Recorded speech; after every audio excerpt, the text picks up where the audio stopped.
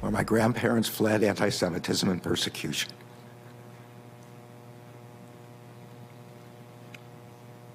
The country took us in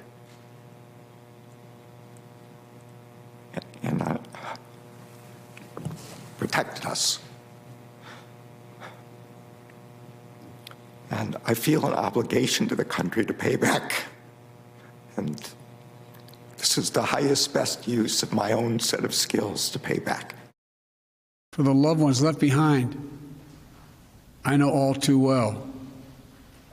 I know what it's like to not be there when it happens. I know what it's like when you are there, holding their hands. There's a look in your eye and they slip away. That black hole in your chest, you feel like you're being sucked into it.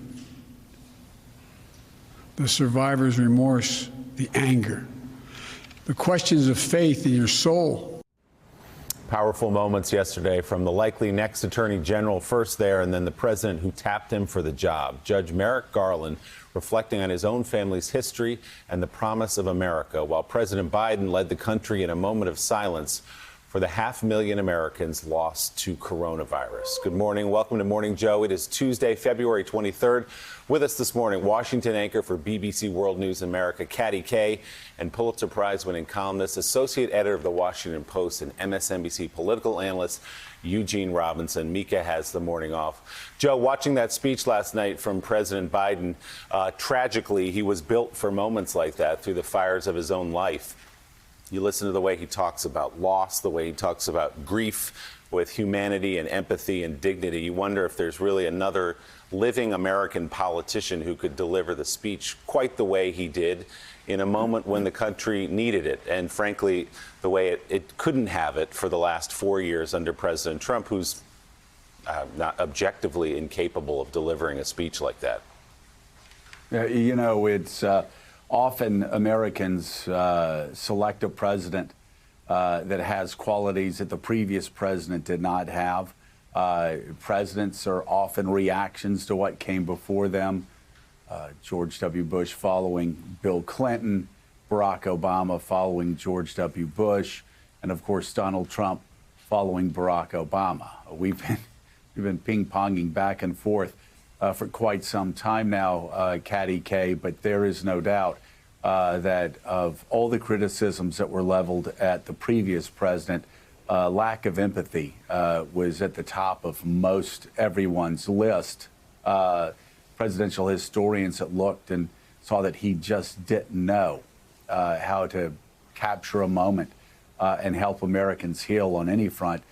That's something that Joe Biden is uniquely qualified to do. And obviously, we saw a very moving moment yesterday also when Merrick Garland testified. And for a man who didn't even get a hearing several years ago when Barack Obama selected him as a Supreme Court nominee, he certainly was treated with, I think, the utmost respect by Democrats as well as Republicans.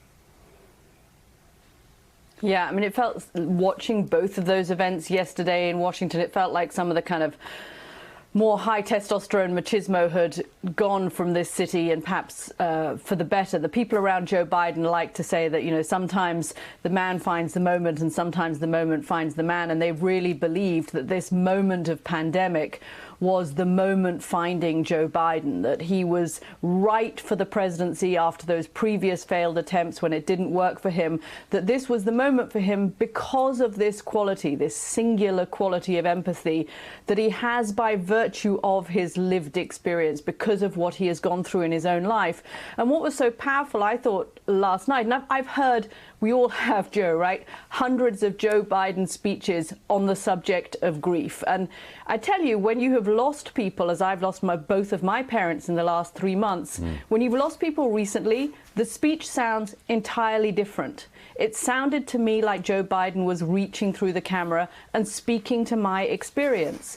And I imagine that for every American, for every one of the families and the loved ones of those 500,000 who have died of COVID, that's how that speech sounded. He knows what it is like. He knows what you are hoping for, that you are hoping for that smile to come to your lips rather than that tear to come to your eyes.